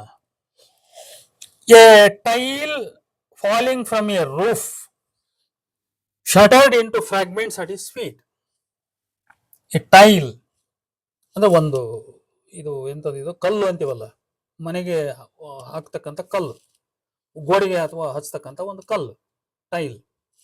ಆ tile falling from a roof ಅಂದ್ರೆ ರೂಫ್ ನಿಂದ ಕೆಳಗಡೆ ಬೀಳುವಂತ tile, shattered into a fragments at is feet. ಅವನ ಕಾಲ ಬದಿ ಏನಾಯ್ತು, ಕಾಲ ಬಳಿ ಏನಾಯ್ತು, ಅದು ತುಂಡು ತುಂಡಾಗಿ ಹೋಯ್ತು, ತುಂಡು ತುಂಡಾಗಿ ಹೋಯ್ತು. ಇಲ್ಲಿ ಎ ಟೈಲ್ ಮೇನ್ ವರ್ಡ್, ಇದು ಸಬ್ಜೆಕ್ಟ್ ವರ್ಡ್. ಇದಕ್ಕೆ ಪೋಸ್ಟ್ ಮಾಡಿಫಿಕೇಶನ್ ಯಾವ್ದಿದೆ? ಫಾಲಿಂಗ್ ಫ್ರಮ್ ಎ ರೂಫ್ ಅನ್ನೋದಿದೆ. ಹಾಗಾಗಿ a tile falling from a roof ಇದಿಷ್ಟು ಸೇರಿಸಿ ಸಬ್ಜೆಕ್ಟ್ ಆಯ್ತು, ಇದಿಷ್ಟು ಒಟ್ಟಿಗೆ ಕೂಡಿಸಿ ಸಬ್ಜೆಕ್ಟ್ ಆಯ್ತು. ಹಾಗಾಗಿ a tile falling from a roof shattered, ಇದು ಕ್ರಿಯಾಪದ ಆಯ್ತು, shattered into fragments at is feet. ಇನ್ನು ಒಂದು ಉದಾಹರಣೆ ನೋಡಿ. The only car repaired by that mechanic. The only car repaired by that mechanic, ಅಥವಾ the only car being repaired by that mechanic now has already been hired by someone. ಆ car, ಯಾವ car? ಅಲ್ಲೇನು ಈಗ mechanic repair ಮಾಡ್ತಾ ಇದ್ದಾನಲ್ಲ, ಆ car, repair ಮಾಡಲ್ಪಟ್ಟ car ಅಥವಾ ರಿಪೇರಿ ಮಾಡಲ್ಪಡುತ್ತಿರುವ ಕಾರು ಆಲ್ರೆಡಿ ಯಾರೋ ಒಬ್ರು ಅದನ್ನು ಬಾಡಿಗೆ ತಗೊಂಡ್ಬಿಟ್ರು ಅಂತ. ಇಷ್ಟು. ಹಾಗಾಗಿ ಇಲ್ಲಿ ದ ಓನ್ಲಿ ಕಾರ್ ಇಂಪಾರ್ಟೆಂಟ್. ಇಲ್ಲಿ ಕಾರ್ ಈಸ್ ಸಬ್ಜೆಕ್ಟ್ ವರ್ಡ್. ಇದಕ್ಕೆ ಪೋಸ್ಟ್ ಮಾಡಿಫಿಕೇಶನ್ ಯಾವುದು? ರಿಪೇರ್ಡ್ ಅನ್ನೋದಾಗ್ಲಿ ಅಥವಾ being repaired by that mechanic ಅಂತಕ್ಕಂಥದ್ದು, ಆ ಮೆಕ್ಯಾನಿಕ್ ನಿಂದ ರಿಪೇರಿ ಆಗ್ತಕ್ಕಂಥದ್ದು ಅಂತ. ಹೀಗೆ ಇನ್ನೂ ಒಂದು ಉದಾಹರಣೆ ಹೇಳುವ. A neighbour mister Mahesh is on the phone, is on the telephone. A neighbour ನೋಡಿ, ಇದು ಇದಕ್ಕೇನಂತೀವಿ ನಾವು? ಅಪೋಸಿಟ್ ಅಂತ ಕರಿತೀವಿ, ಅಪೋಸಿಷನ್ ಅಂತ ಕರಿತೀವಿ ನಾವು. ಎ ನೈಬರ್ ಕಮ ಇದೆ ಅಲ್ಲಿ, ಮಿಸ್ಟರ್ ಮಹೇಶ್ ಅಂದ್ರ ಪಕ್ಕದ ಮನೆಯ ಮಹೇಶ್ ಅಂತ ಅರ್ಥ. ಅದು ಆ ಪಕ್ಕದ ಮನೆಯ ಮಹೇಶ್ ಅನ್ನೋದನ್ನ ಇಂಗ್ಲಿಷ್ ಅಲ್ಲಿ ಹೇಳುವಾಗ ಎ ನೈಬರ್ ಅಂತ ಬರೆದು ಕಮ ಹಿಟ್ಟು ಮಹೇಶ್ ಅಂತ, ಅಥವಾ ಅದನ್ನು ಬೇರೆ ರೀತಿಯಲ್ಲಿ ಹೇಳೋದಾದ್ರೆ Mahesh who is a neighbour ಹಿಂಗ್ ಹೇಳ್ಬಿಡ್ಬೋದು. A neighbour mister Mahesh is on the telephone, ಅವನು ಫೋನ್ ನಲ್ಲಿ ಮಾತಾಡ್ತಾ ಇದ್ದಾನೆ ಅಂತ. ಇಷ್ಟ ಆಯ್ತು. ಇದಾದ ಮೇಲೆ ನಾಮಿನಲ್ ಕ್ಲಾಸಸ್ಗಳು ಹೇಗೆ ಸಬ್ಜೆಕ್ಟ್ ಕೆಲಸವನ್ನ ಮಾಡ್ತವೆ ಅಥವಾ ಅವುಗಳ ಸ್ವರೂಪ ಹೆಂಗಿರ್ತೈತಿ ಅಂತ. ಈ ನಾಮಿನಲ್ ಕ್ಲಾಸ್ಗಳಲ್ಲಿ ನೋಡ್ರಿ, that nominal class, double H nominal class ಎರಡು ಪ್ರಕಾರ ನಾವು ಅರ್ಥ ಮಾಡ್ತೀವಿ. ದಟ್ ನಾಮಿನಲ್ ಕ್ಲಾಸ್ ಮತ್ತು ಡಬಲ್ ಎಚ್ ನಾಮಿನಲ್ ಕ್ಲಾಸ್ ಮೊದಲಿಗೆ ದಟ್ ನಾಮಿನಲ್ ಕ್ಲಾಸ್ ತಿಳ್ಕೊಳ್ಳೋಣ.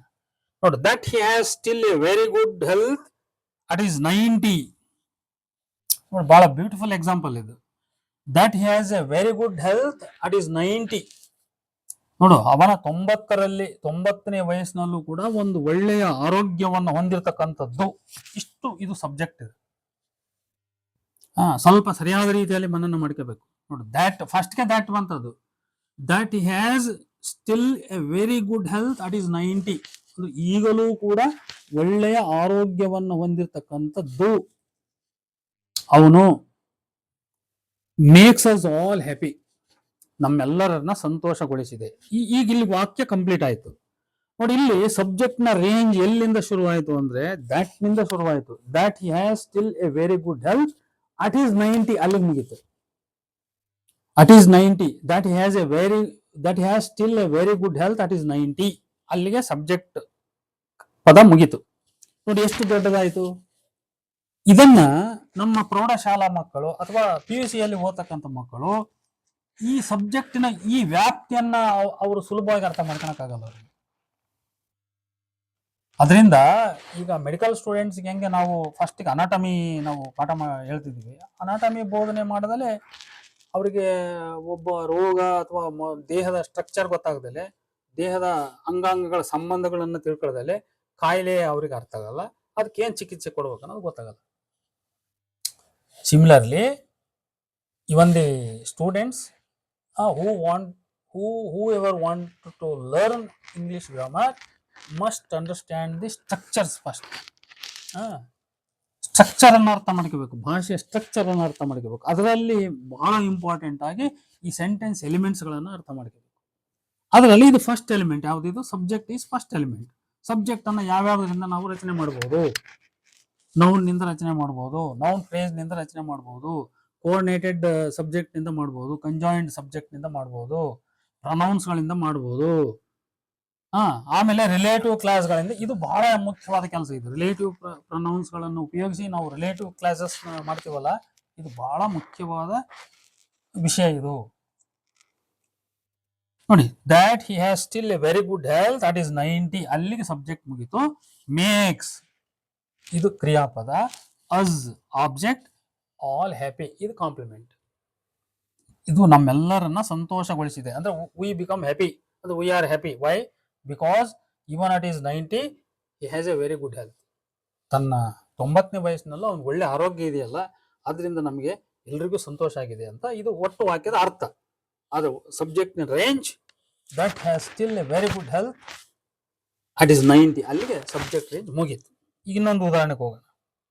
ಈ WH ಕ್ಲಾಸ್ಗಳು ಹೆಂಗಿರ್ತಾವ ಅಂದ್ರೆ, ಈ ಪ್ರಶ್ನೆಗೂ ಮತ್ತು WH ನೌನ್ ಕ್ಲಾಸ್ಗಳಿಗೂ ಸ್ವಲ್ಪ ಸಣ್ಣ ವ್ಯತ್ಯಾಸ ಇರ್ತೈತಿ. ಈಗ ವಾಟ್ ಇಸ್ ಯುವರ್ ನೇಮ್ ಅಂದ್ರೆ ಇದು ಪ್ರಶ್ನೆ, ಇಟ್ ಇಸ್ ಕ್ವಶನ್. ನೋಡಿ, ಇಲ್ಲಿ ವಾಟ್ ಅನ್ನೋದು WH ವರ್ಡ್ ನಿಜ, ಆದ್ರೆ ಇದು ಒಂದು ಸಂಪೂರ್ಣವಾದ ವಾಕ್ಯ. ಇದು it is A complete sentence. It is question, what is your name, ನಿನ್ನ ಹೆಸರೇನಂತ ಕೇಳಿದೆ. ಇದು ಸಂಪೂರ್ಣವಾದ ವಾಕ್ಯ. ಆದರೆ ಒಂದು ಸಣ್ಣ ಬದಲಾವಣೆ ಮಾಡಿಬಿಡೋಣ. ಇಲ್ಲಿ ವಾಟ್ ಯುವರ್ ನೇಮ್ ಈಸ್ ಅಂದ್ಬಿಡ್ರೆ ನೋಡಿ, it becomes incomplete, it becomes nominal clause. ಇಷ್ಟು ವ್ಯತ್ಯಾಸ ನಮ್ಮ ಮಕ್ಕಳು ಅರ್ಥ ಮಾಡ್ಕೋಬೇಕು. ನೋಡಿ, ವಾಟ್ ಈಸ್ ಯುವರ್ ನೇಮ್ ಅಂದ್ರೆ ಕಂಪ್ಲೀಟ್ ಸೆಂಟೆನ್ಸ್ ಆಯ್ತು, ಅದು ಪ್ರಶ್ನೆ ಆಯ್ತು, ಅದು ನಾಮಿನಲ್ ಕ್ಲಾಸ್ ಅಲ್ಲ.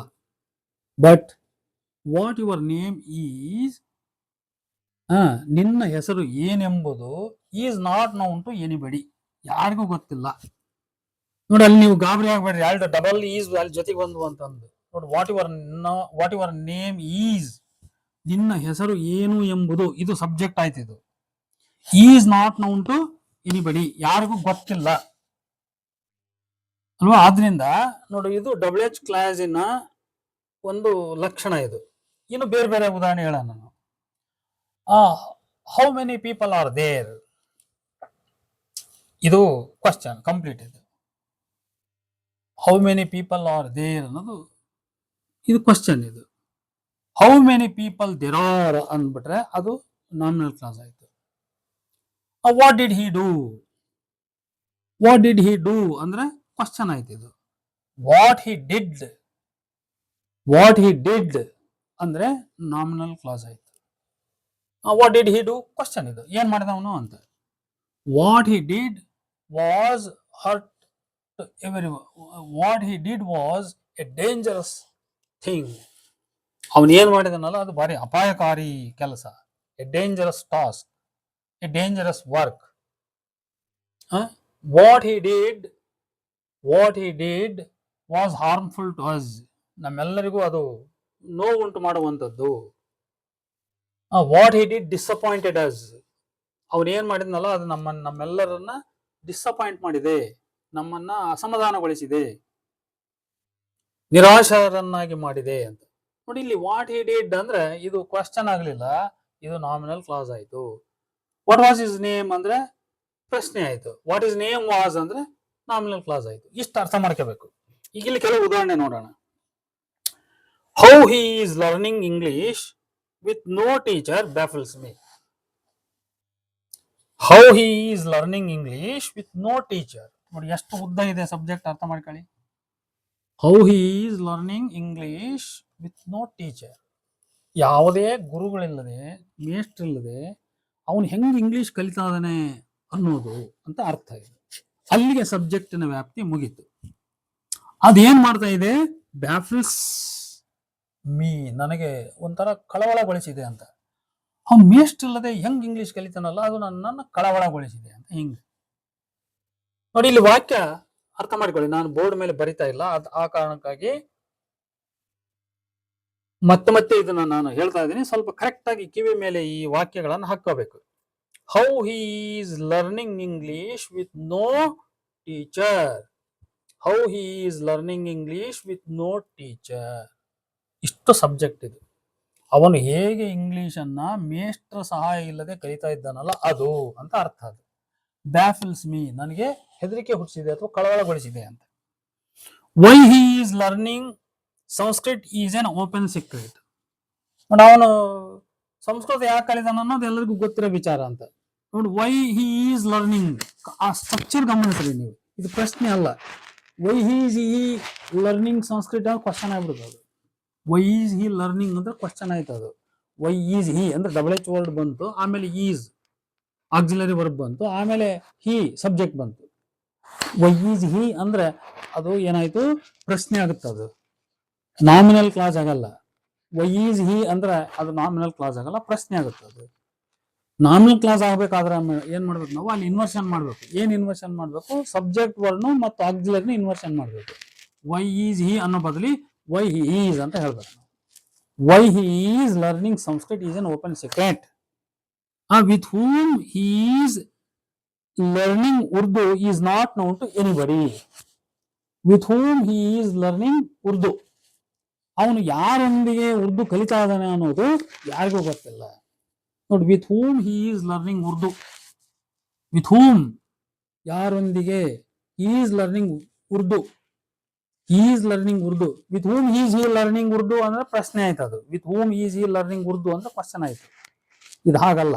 With whom he is learning Urdu is not known to anybody ಅಂತ. ನೋಡಿ, ಹೀಗೆ ಇಲ್ಲಿಗೆ ಈ ಒಂದು ವಿಡಿಯೋನ ಅಂದ್ರೆ ಸೆಂಟೆನ್ಸ್ ಎಲಿಮೆಂಟ್ಸು ಮತ್ತೆ ಅದರಲ್ಲಿ ಮೇನ್ ಇಂಪಾರ್ಟೆಂಟ್ ಆಗಿ ನಾವು ಈ ಸ್ಟ್ರಕ್ಚರ್ ಬಗ್ಗೆ, ಎಸ್ಪೆಷಲಿ ಈ ಸಬ್ಜೆಕ್ಟಿನ ಸ್ಟ್ರಕ್ಚರ್ ಬಗ್ಗೆ ನಾವು ಅರ್ಥ ಮಾಡ್ಕೊಂಡಿದ್ದಾಯ್ತು. ಈಗ ಕೊನೆಯದಾಗಿ ಇದೊಂದು ವಿಷಯವನ್ನು ನಾನು ಪ್ಯಾಟರ್ನ್ಸ್ ಹೇಳ್ಬಿಟ್ಟು ಮುಗಿಸ್ಬಿಡ್ತೀನಿ. 7 ಪ್ಯಾಟರ್ನ್ಸ್ ಅಂದ್ರೆ 5 ಇವತ್ತು ನಮಗೆ 5 ಸೆಂಟೆನ್ಸ್ ಎಲಿಮೆಂಟ್ಸ್ ಇದಾವೆ. 5 ಎಲಿಮೆಂಟ್ಸ್ಗಳಿಂದ ನಾವು 7 ಪ್ಯಾಟರ್ನ್ ಅಂತ ನಾವು ಹೇಳ್ತೀವಿ. ಆದ್ರೆ 7 ಪ್ಯಾಟರ್ನ್ಗಿಂತ ನಾವು ಹೆಚ್ಚು ವಾಕ್ಯ ಪ್ರಕಾರಗಳು ಅಂತ ಕರಿಬಹುದು. ವಾಕ್ಯದ ಮಾದರಿಗಳು ಅಥವಾ ವಾಕ್ಯದ ಪ್ರಕಾರಗಳು ಅಂತ ಹೇಳ್ಬೋದು. ನಾವು ಆ ವಾಕ್ಯದ ಮಾದರಿ ಅಥವಾ ವಾಕ್ಯದ ಪ್ರಕಾರಗಳನ್ನ ನಾವು ರಚನೆ ಮಾಡ್ತೀವಿ ಅಂತ. ಯಾವ್ಯಾವ ವಾಕ್ಯ ರಚನೆ, ಯಾವ್ಯಾವ ಪ್ರಕಾರ ಅಂತ ನಾನು ಸಿಂಪಲ್ ಆಗಿ ಇಲ್ಲಿ ಹೇಳಿದೀನಿ ನೋಡಿ. 5 ಸೆಂಟೆನ್ಸ್ ಎಲಿಮೆಂಟ್ಸ್ ಯಾವ್ಯಾವು? S, V, O, C, A.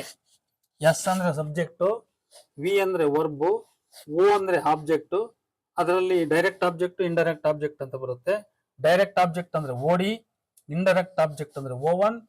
C compliment. Compliment ನಲ್ಲಿ 2 ಕಾಂಪ್ಲಿಮೆಂಟ್ ಬರ್ತವೆ, ಸಬ್ಜೆಕ್ಟ್ ಕಾಂಪ್ಲಿಮೆಂಟ್ ಮತ್ತು ಆಬ್ಜೆಕ್ಟ್ ಕಾಂಪ್ಲಿಮೆಂಟ್ ಅಂತ. ಹಾಗಾಗಿ ಸಬ್ಜೆಕ್ಟ್ ಕಾಂಪ್ಲಿಮೆಂಟ್ ಅಂದ್ರೆ ಸಿ ಎಸ್, ಆಬ್ಜೆಕ್ಟ್ ಕಾಂಪ್ಲಿಮೆಂಟ್ ಅಂದ್ರೆ CO ಅಂತ, ಆಮೇಲೆ ಅಡ್ವರ್ಬಿಯಲ್ ಅಂತ ಬರುತ್ತೆ. ಇದನ್ನೆಲ್ಲ ನಾನು ಆಮೇಲೆ ಅದನ್ನು ಒಂದೊಂದು ವಿವರವಾಗಿ ಹೇಳ್ತಾ ಹೋಗ್ತೇನೆ. With these 5 sentence elements we can frame or we can construct, we can structure ಅಥವಾ we can make, ನಾವು ಎಷ್ಟು ವಾಕ್ಯ ಪ್ರಕಾರ ಮಾಡಬಹುದು ಅಂದ್ರೆ 7 ಪ್ಯಾಟರ್ನ್ಸ್ ಮಾಡಬಹುದು. ಅದರಲ್ಲಿ ಮೊದಲನೇ ಫಸ್ಟ್ ಪ್ಯಾಟರ್ನ್ ಯಾವುದು? SV pattern. SV ಪ್ಯಾಟರ್ನ್ ಅಂದ್ರೆ ಅದ್ರಾಗ ಎರಡೇ ಎಲಿಮೆಂಟ್ ಇರ್ತಾವೆ. The sun shines, the sun shines, ಸೂರ್ಯನು ಪ್ರಕಾಶಿಸುತ್ತಾನೆ ಮತ್ತು ಹೊಳೆಯುತ್ತಾನೆ, ಇಷ್ಟೇ. ದ ಸನ್ ಅನ್ನೋದು ಸಬ್ಜೆಕ್ಟ್, ಶೈನ್ಸ್ ಅನ್ನೋದು ಕ್ರಿಯಾಪದ, ಎರಡೇ. ಅದೇ ರೀತಿ ವಾಟರ್ ಫ್ಲೌಸ್, ವಿಂಡ್ ಬ್ಲೌಸ್ ಅಲ್ವಾ, ವಾಟರ್ ಫ್ಲೌಸ್ ನೀರು ಹರಿಯುತ್ತದೆ, ವಿಂಡ್ ಬ್ಲೌಸ್ ಗಾಳಿ ಬೀಸುತ್ತದೆ. ಆಮೇಲೆ ಸುರೇಶ್ ಆನ್ಸ್, ಸುರೇಶ್ ಆಕಳಿಸ್ತಾ ಇದ್ದಾನೆ. ಆಮೇಲೆ ಅದನ್ನ ನಾವು ಸ್ವಿಮ್, ಡ್ಯಾನ್ಸ್ ಇಂತ ಹೇಳ್ಬೋದು. Suresh swims, girls swim, girls swim, boys play, ಮಕ್ಕಳು ಆಡ್ತಾ ಇದಾರೆ, ಹುಡುಗರು ಆಡ್ತಾ ಇದಾರೆ, ಹುಡುಗಿಯರು ಅವ್ರು ಏನ್ ಮಾಡ್ತಾರೆ, ಈಜಾಡ್ತಾ ಇದಾರೆ ಅಂತ. ಹಿಂಗೆ ಎರಡೇ ಎಲಿಮೆಂಟ್ಗಳು ಅಂದ್ರೆ ಒಂದು ಸಬ್ಜೆಕ್ಟ್ ಒಂದು ಕ್ರಿಯಾಪದ, ಇವೆರಡು ಎಲಿಮೆಂಟ್ ಅನ್ನು ಕೂಡಿಸಿ ಒಂದು ವಾಕ್ಯ, ಸಣ್ಣ ವಾಕ್ಯವನ್ನು ಬರೀಬಹುದು. ಅದರಲ್ಲಿ ಎರಡೇ ಎಲಿಮೆಂಟ್ ಇರ್ತವೆ, ಒಂದು ಸಬ್ಜೆಕ್ಟ್ ಇನ್ನೊಂದು ವರ್ಬ್. ಆದ್ರಿಂದ ಇದಕ್ಕೆ SV ಪ್ಯಾಟರ್ನ್ ಅಂತ ಕರಿತೀವಿ. ಇದಾದ ಮೇಲೆ SVO ಪ್ಯಾಟರ್ನ್. SVO ಪ್ಯಾಟರ್ನ್ ಅಂದ್ರೆ ಸಬ್ಜೆಕ್ಟ್, ವರ್ಬ್, ಆಬ್ಜೆಕ್ಟ್ ಇರ್ತಕ್ಕಂಥ ಪ್ಯಾಟರ್ನ್. ನೋಡಿ ಇಲ್ಲಿ, I drink tea, he drinks coffee, ಇಂಥದ್ದೊಂದು ವಾಕ್ಯ ನೋಡಿ. ಐ ಡ್ರಿಂಕ್ ಟೀ, ಇಲ್ಲಿ ಐ ಸಬ್ಜೆಕ್ಟ್ ನೋಡಿ, ಐ ಪ್ರನೌನ್, ಇದು ಸಿಂಪಲ್ ಸಬ್ಜೆಕ್ಟ್, ಇದು ಬಹಳ ಕಾಂಪ್ಲೆಕ್ಸ್ ಆದ ಸಬ್ಜೆಕ್ಟ್ ಅಲ್ಲ. ಒಂದೇ ಒಂದು ಸಣ್ಣ ಪ್ರನೌನ್ ಅನ್ನ ನಾನು ಯೂಸ್ ಮಾಡಿದ್ದೀನಿ, ನಾನು ಫಸ್ಟ್ ಪರ್ಸನ್ ಪ್ರನೌನ್ ಅನ್ನು ಯೂಸ್ ಮಾಡಿದ್ದೀನಿ.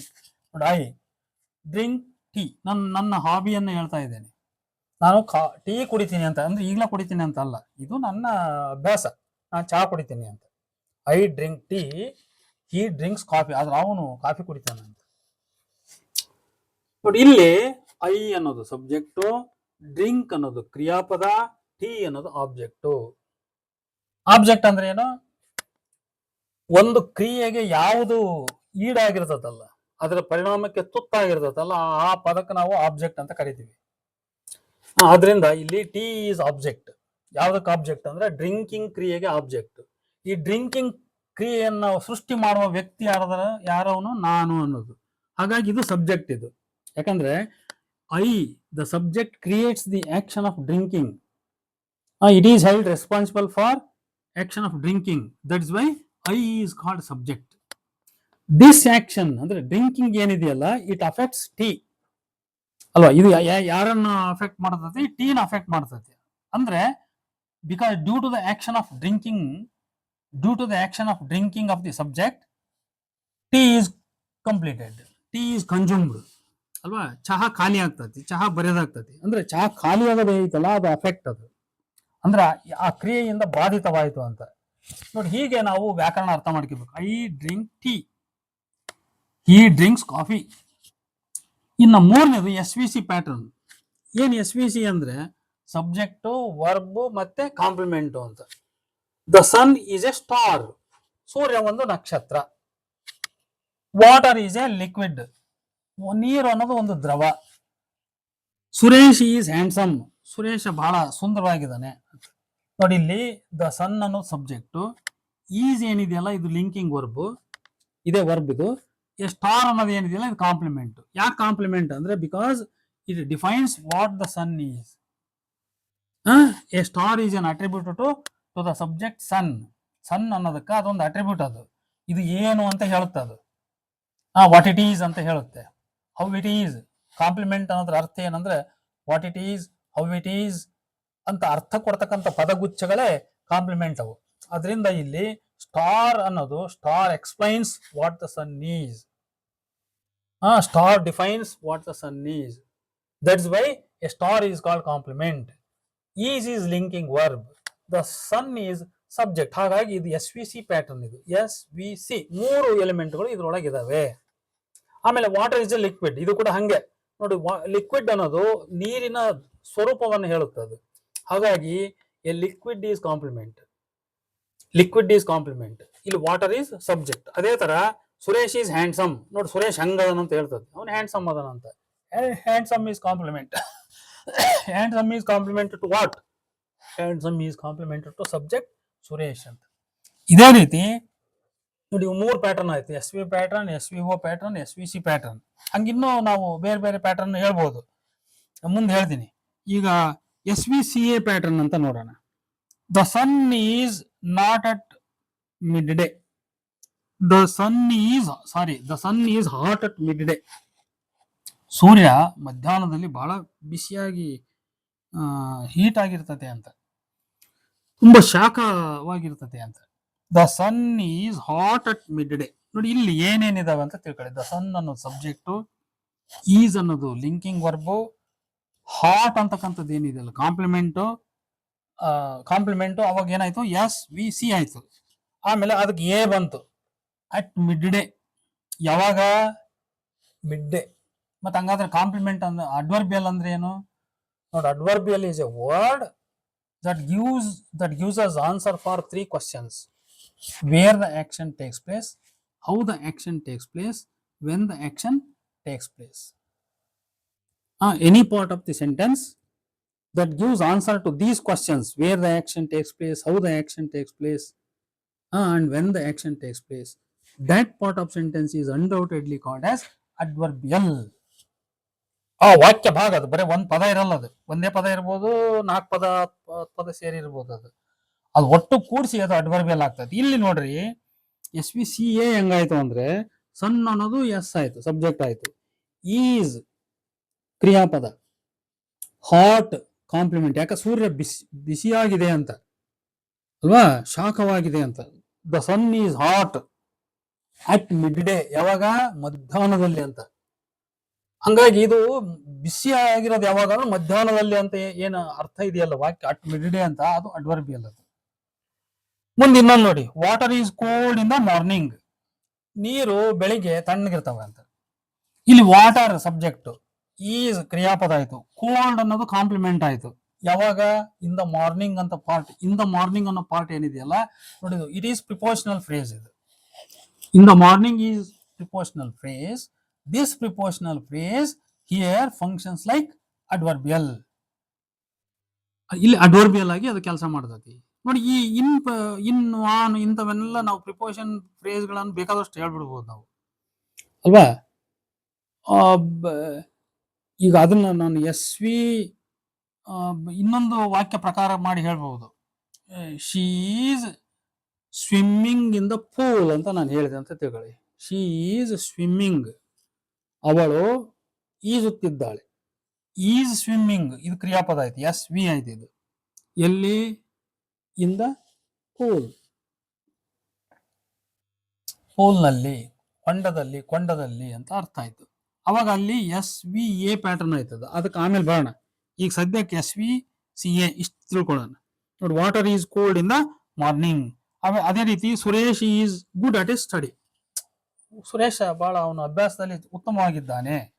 ಸುರೇಶ್ ಅಲ್ಲಿ ಏನಾಯ್ತು? ಸಬ್ಜೆಕ್ಟ್, ಈಸ್ ಕ್ರಿಯಾಪದ, ಗುಡ್ ಉತ್ತಮವಾಗಿದ್ದಾನೆ. ಎದರಲ್ಲಿ ಉತ್ತಮವಾಗಿದ್ದಾನೆ? ಅಟ್ ಇಸ್ ಸ್ಟಡಿ, ಅವನ ಅಭ್ಯಾಸದಲ್ಲಿ, ಅವನ ಓದಿನಲ್ಲಿ ಅವನು ಚೆನ್ನಾಗಿದ್ದಾನೆ ಅಂತ ಅರ್ಥ ಆಯ್ತು. ಇನ್ನ S V double O pattern ನೋಡೋಣ. ಅಂದ್ರೆ 2 ಆಬ್ಜೆಕ್ಟ್ ಬರ್ತವೆ. The sun gives us heat. The sun gives us heat ನೋಡಿ, ಸೂರ್ಯ ನಮಗೆ ಶಾಖವನ್ನ ಕೊಡುತ್ತಾನೆ. ದ ಸನ್ ಸಬ್ಜೆಕ್ಟ್ ಆಯ್ತು, ಗಿವ್ಸ್ ಕ್ರಿಯಾಪದ ಆಯ್ತು, ವರ್ಬ್. ಅಸ್ ಅಂದ್ರೆ ನಮಗೆ ಇದು ಕೂಡ ಆಬ್ಜೆಕ್ಟ್. ಇಲ್ಲಿ the sun gives us heat, ನಮಗೆ ಶಾಖ ಕೊಡ್ತಾನೆ. ಏನ್ ಕೊಡ್ತಾನೆ? ಶಾಖ ಕೊಡ್ತಾನೆ. What does sun give us? Heat. ಹಾಗಾಗಿ ನೋಡ್ರಿ, ಇಲ್ಲಿ 2 ಆಬ್ಜೆಕ್ಟ್ ಅನ್ನ ಅರ್ಥ ಮಾಡ್ಕೋಬಹುದು ನಾವು. ಒಂದು ಅಸ್, ಇನ್ನೊಂದು ಹೀಟ್ ಅಲ್ವಾ. ಡಬಲ್ ಆಬ್ಜೆಕ್ಟ್ ಬಂದಾಗ ಒಂದು ಆಬ್ಜೆಕ್ಟ್ 1 ಅಂತ ಕರಿತೀವಿ. ಯಾವ್ದಾದ್ರು ಆಬ್ಜೆಕ್ಟ್ 1? Indirect object. ಇಲ್ಲಿ ಯಾವ್ದು indirect object? Us is indirect object. ಯಾಕೆಂದ್ರೆ us is not directly affected by the or influenced by the action of the subject. ಈ ಸೂರ್ಯ ಏನಿದೆಯಲ್ಲ ಅದನ್ನ ಕೊಡೋದು ಕ್ರಿಯೆ ಇದೆ ನೋಡಿ. ಸೂರ್ಯ ನಮಗೆ ಏನ್ ಕೊಡ್ತಾನೆ? ಹೀಟ್ ಕೊಡ್ತಾನೆ. ಆ ಹೀಟ್ ಅನ್ನೋದೇ ವಸ್ತು, ಇಲ್ಲಿ ಶಾಖ ಕೊಡ್ತಾನೆ ನಮಗೆ. ಆ ಕೊಡುವ ಕ್ರಿಯೆಗೆ ನೇರವಾಗಿ ಒಳಗಾಗಿರ್ತಕ್ಕಂಥ ವಸ್ತುವನ್ನು ಸೂಚಿಸುವ ಪದ ಯಾವುದು ಅಂದ್ರೆ ಹೀಟ್ ಅಂತ. ಹಾಗಾಗಿ heat is direct object. English pattern ನಲ್ಲಿ ಯಾವಾಗಲೂ indirect object comes first, direct object comes later. Next ಮೊದಲು ನಾವು ಇಂಡೈರೆಕ್ಟ್ ಆಬ್ಜೆಕ್ಟ್ ಬರಿಬೇಕು, ಆಮೇಲೆ ಡೈರೆಕ್ಟ್ ಆಬ್ಜೆಕ್ಟ್ ಅನ್ನು ಬರಿಬೇಕು.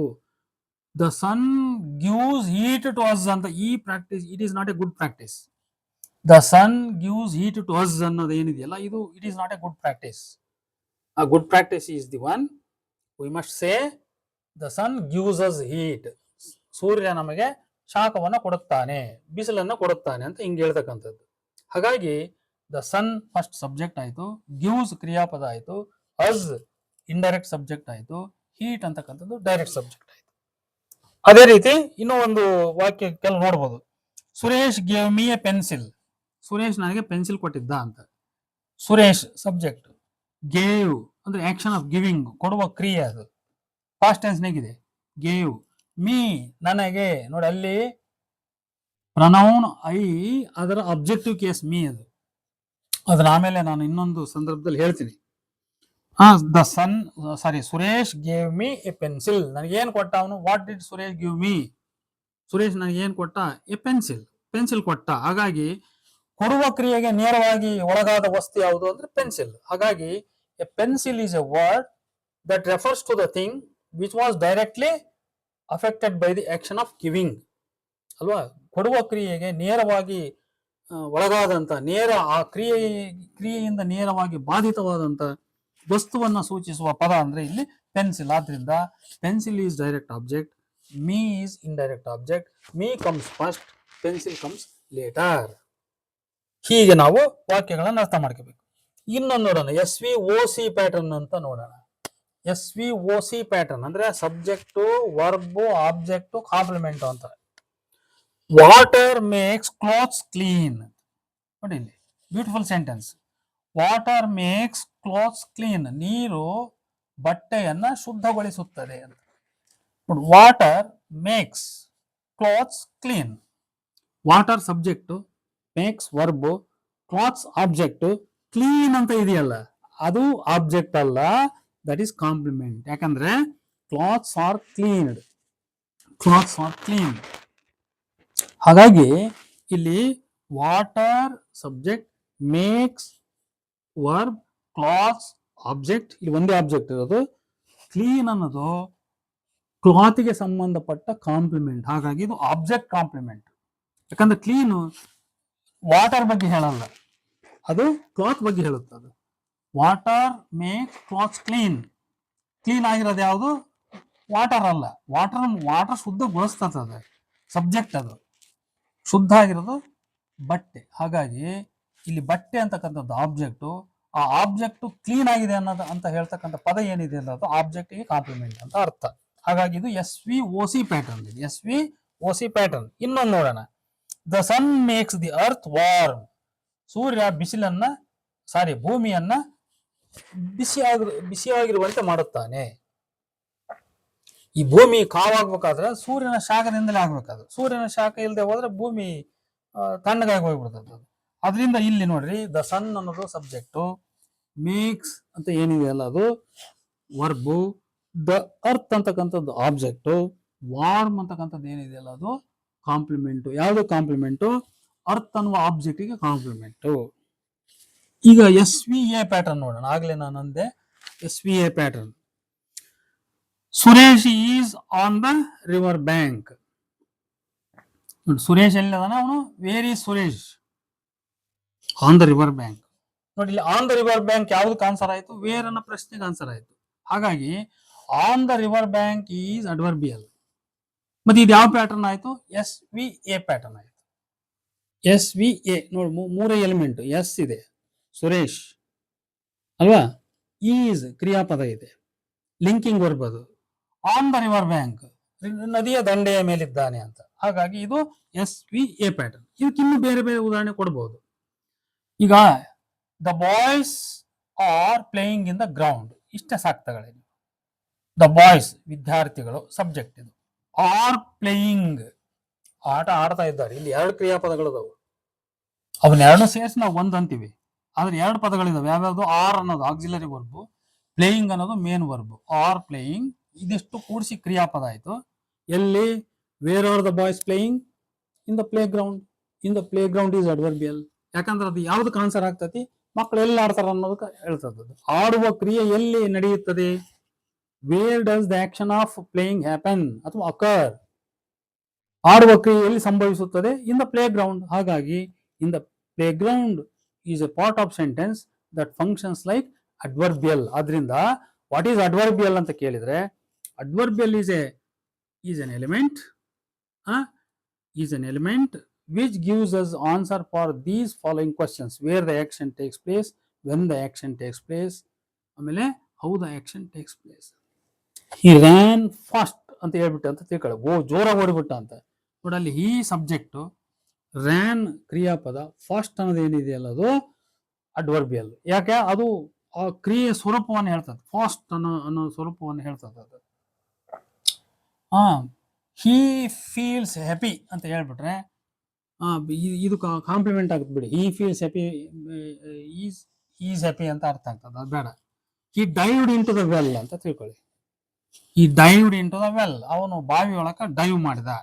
ನೋಡಿ ಇಲ್ಲಿ ಈ ಸಬ್ಜೆಕ್ಟ್, ಡೈವ್ಡ್ ಕ್ರಿಯಾಪದ, ಇನ್ ಟು ದ ವೆಲ್ ಅನ್ನೋದು ಏನಿದೆಯಲ್ಲ ಅದು ಅಡ್ವರ್ಬಿಯಲ್.